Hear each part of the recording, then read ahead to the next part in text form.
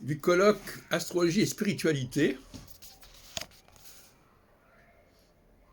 organisé par l'ARC et le COMAC au FIAP en octobre 92. Pourquoi est-ce que j'ai envie de parler de ce colloque? C'est parce que je n'ai jamais été invité à un seul des colloques de M. Lenoble. Même quand il a parlé des maîtrises planétaires ou de l'histoire du milieu astrologique.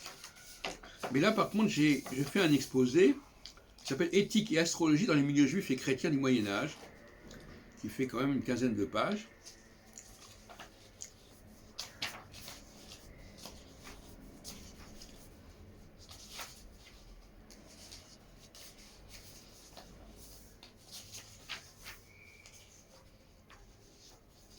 Et que je vous recommande, effectivement.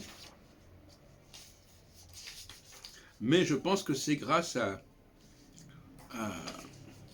Jean-Pierre Nicolas que les choses se sont faites.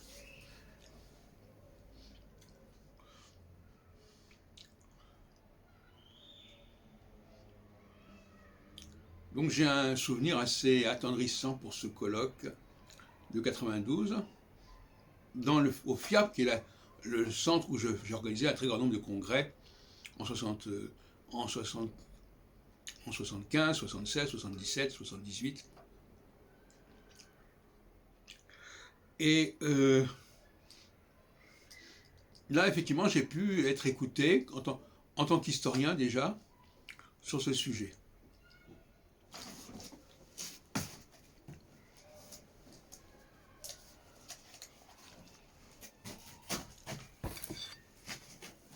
Je rappelle tout de même que j'ai publié le deuxième ouvrage d'histoire d'astrologie dont je me targuais et dont se moquait M.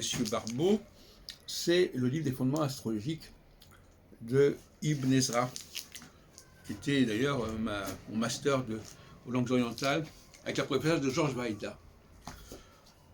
Plus évidemment, Le monde juif et l'astrologie, qui était ma thèse de doctorat en 79, publiée chez Arki en 1985. Donc,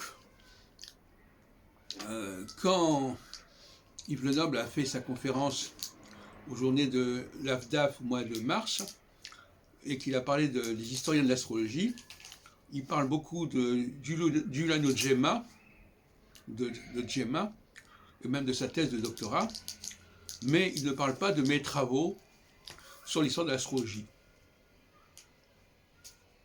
Voilà.